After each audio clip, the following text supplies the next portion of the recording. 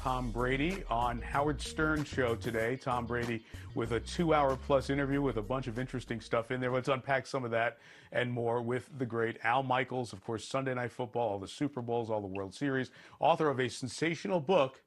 You can't make this up. You got to read this book. If you're looking for books to read right now and you're a sports fan, read this book. It's got every story that's part of Al's career. Al, first off, how you doing? How are things holding up out there on the left coast? Everything is pretty good. I appreciate the pop for the book because I still haven't seen a royalty yet. So I don't know how those deals are done, but what can I tell you? Anybody who's going to write a book, just go get a big advance if you can. This is so great. I mean, here I am talking to you, and last week I'm getting my stuff through Pony Express, and now we're on whatever this is, FaceTime, Zoom, or you name it, and providing a lot of content for Comcast, our parent company. And just to keep you up to date here, the on CNBC, of course, our sister station, the Dow is up 495 points. The 30-year fixed, they just flipped that away. And the S&P is up 53. So stick with me, babe, and you're right on top of everything. The best part of Squawk Box, if you watch Squawk Box early in the morning, is Al Michaels doing the opening voice for Welcome to Squawk Box on CNBC. I absolutely love that. Let me start with Brady here on the Howard Stern show, as you wear your LA Kings cap, by the way. Sure. They won their last 7 games, by the way, before the season ended. So 7 straight. They were on a run. They were on a run. Trying Al, to stay ahead of your Red Wings. You had the Patriots, obviously. Yeah, no kidding. You had the Patriots multiple times on Sunday night, as we always do. Did you get a sense from any of the conversations of what Brady told Howard Stern today that he knew it was his last year in New England? I didn't get that sense. There was an undercurrent, though, and you hear a lot of things. And obviously, after 20 years, things began to fray. And I think the most revealing thing we heard from Tom is when we went in for the midseason game in Baltimore and on a Sunday night, early November, and they were undefeated. And we were talking to Brady, and Brady said to us, "I'm the most unhappy 8-0 quarterback in football." So that was an interesting thing. And then at that point, I had said to him, I said, "Look, I know you're not going to answer this question, but I just can't imagine you being in any other uniform but New England's uniform." And he kind of laughed. And I said, "In fact, Tom, I'm going to give you odds of 43,000 to 1. And one of our great research people, Andy Freeland, then plunked down $2 on the table to take the bet. So I now owe Andy Freeland $86,000 when we do our first Tampa Bay game this year. I just couldn't see. I could not. And by the way, it'll be installment payments of about $3 a year. Mike, exactly. I couldn't see him leaving, but it's pretty much revealed right now. I thought the Bob Kraft comment about you have a great marriage, and then the mother-in-law and the father-in-law comes in, and Tom's other the things he said, obviously, to Howard Stern today. He did something for the Players Tribune, I think, in the last couple of days, which talked about the fact it was time, and it was time, and it was one of the great dynasties ever. I can't imagine this ever happening again, to have a 2-decade dynasty like that. But Tom needed a little fresh air, and he's going to get it on the Gulf Coast. We could do an hour of just this kind of stuff, but those production meetings, and you've done them for years with Madden and with Collinsworth and with Michelle Tafoya and our whole group and the whole group that you had in the Monday night days. Tom Brady and Peyton Manning, always when I was involved in ours for Monday night and then with you guys, they always stuck out. They always had this really compelling half-hour conversation. That was a window that I know we try to give people when we're on the air, but you can't really, in a short blurb between plays, share that. But I don't know about you. I always found the best players, Aaron Rodgers, Favre, those guys, to be some of those best interviews in that setting of those production meetings that we have the night or two before a ball game. No question about it. You talked about 3 guys right now with Rodgers and Brady and Manning, and I could add a couple of other guys in there as well. You take a guy like Peyton. If there was a guy that was picked up by the opposing team during the middle of the week and nobody knew who he was, and by the time we got to the meeting, Peyton would tell us everything about the guy. So he had done his research on everyone. He was unbelievably thorough. extremely bright. You've been around Peyton for a long time. He did a great job on that ESPN series. Peyton's Place is terrific. Oh, yeah. He's got a tremendous amount of natural talent in other areas. But to be with him in a meeting, I mean, the great thing was, and John Madden and I used to talk about this, we would learn so much from Peyton walking into those meetings, and he would be very revealing. And of course, since we did it so often, there was a level of comfort with somebody like that who knew that if he told us something that he didn't want on the record, but just to elucidate us, he could trust us. And Brady does that too, and Rodgers does that as well. And that's when you really get the good stuff, and you can frame it in your own way. And the other thing that those guys do is they talk you. If you think you know something, but you're not quite sure, and they'll talk you off of it by going, that's not what's happening. So dealing with those guys is one of the great pleasures of having done Monday and Sunday Night Football all these years.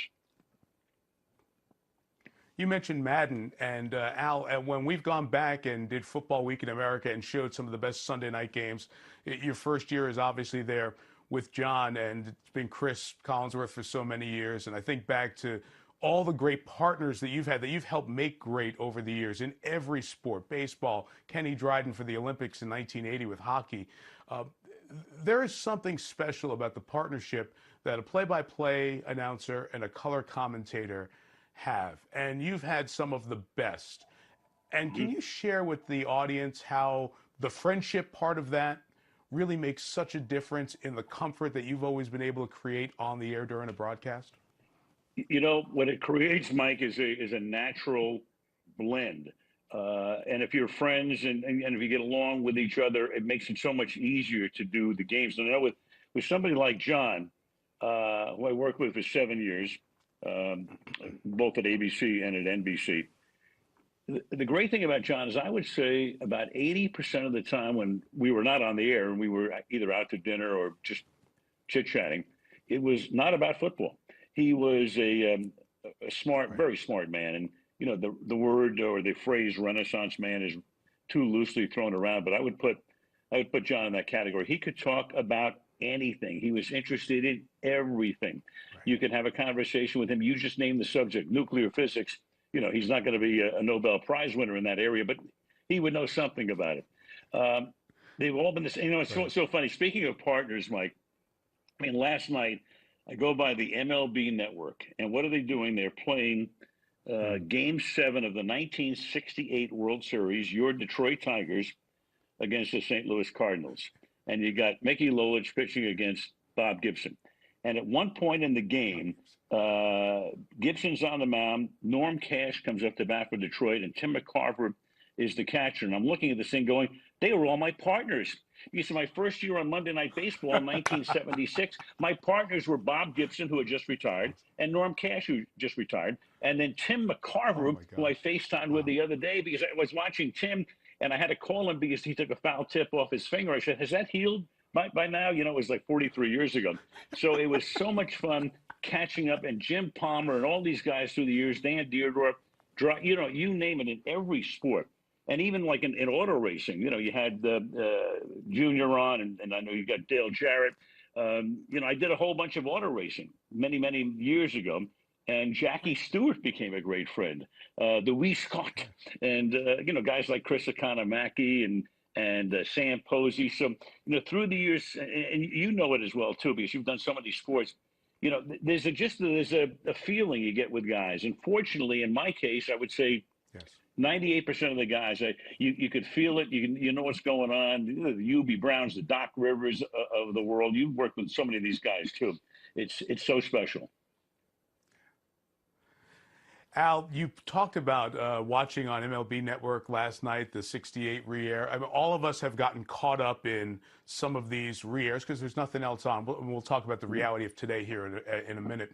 But what's it been like for you? Because you've been in the booth for so many of these huge games. As they've re-aired here and there, have you been able to go back and watch them and kind of relive what those moments were like so many years later? I almost have to turn the sound down a little bit, Mike, because number one, I mean, the tenor of my voice 35 years ago isn't the same as it was right now. Maybe it was the smoking that I did in those years that Demon did. I don't know.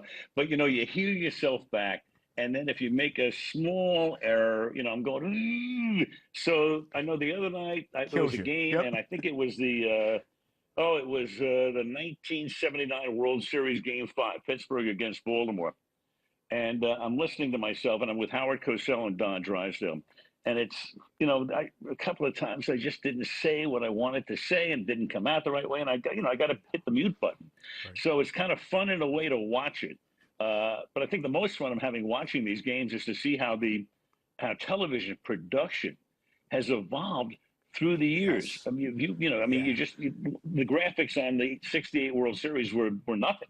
It was like they put up a card with the score, Right. and to go to where we are today is amazing. But it's in a way, it's a lot of fun to go back and look at some of that. So, and by the way, speaking of John Madden, the other day on the NFL Network, they were playing Yep. the Arizona Pittsburgh Super Bowl, which to me is still one of my favorite games Yep. ever. We had the booth, the truck, everybody just kind of put it together. The game was fantastic. Again, Harrison's 100-yard interception run back and the Holmes catch, and Larry Fitzgerald having a tremendous game as well. And Pittsburgh wins at the end, and that turned out to be John Madden's last game. And I listened to that game and I thought, John Madden walked away at the very apex of his talents as a broadcaster. He was so great that night. And I had no idea that was our last game together, because John would then go back to Pleasanton, California, and call Dick Ebersol in April and tell him he was done. And when he was done, all he said was, "It's time," and away he went. Love the man. It's been great. It's been great to go back to listen to you guys together, and you and Cris and all these games.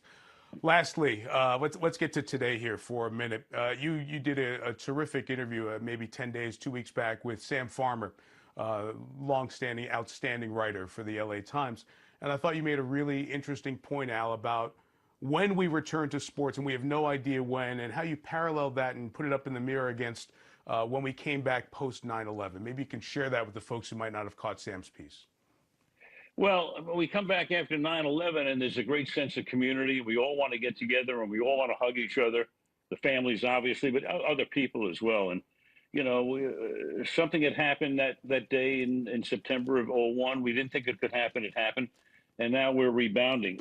This is totally different because, that was a week and a half or 2 weeks before you could begin to try to come back.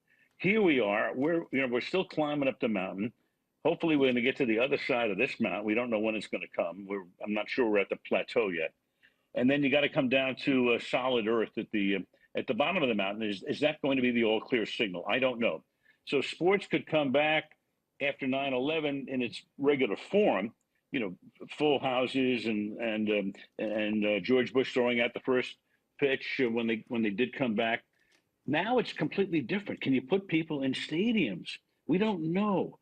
I mean, Stan Kroenke has just built a $5 billion stadium in Inglewood, which is supposed to open for a Taylor Swift concert in July. Who knows when he can put one butt in one seat? I don't know. So all I can tell you, Mike, is that there's this level of uncertainty, and I want to leave you with this. So I have a suggestion for our viewership. We all need some laughter right now, right? I mean, there's such tension and the psychic damage being done. So what I have done, one of the funniest people in the world, I'll get to it in a second, but what I would do if for the audience, get up, go to YouTube, search Don Rickles, and then there must be 100 Don Rickles performances on Carson, Letterman, Leno, Stern, even Donnie and Marie. He did a Donnie and Marie thing. And I wake up every day and I go and I watch a half an hour of, to me, the funniest man who ever lived.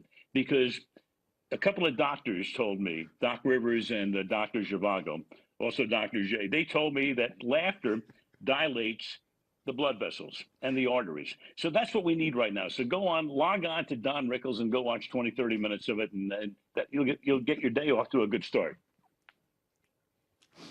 When Don Rickles is trending on Twitter in 15 minutes, it's because of Uncle Big Al. Al Michaels. This book, folks, if you want to really hear about the history of sports, through the all-time best. This book is such a good read. Everybody's looking for books to read right now.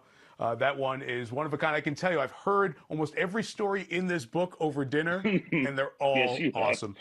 All I do is repeat Best myself. to you, I'll tell you what, Linda, the family. if Don is trending on, Don is trending, that you'll know I am an influencer. That's my new role. I'm an influencer. You be good, Mike. Take care, buddy. You're the best. You're the best. We'll talk. We'll do this again. Thanks, Al. Aloha. Hi, I'm Mike Tirico, and thanks for watching. Make sure to hit subscribe for the latest news and highlights from NBC Sports.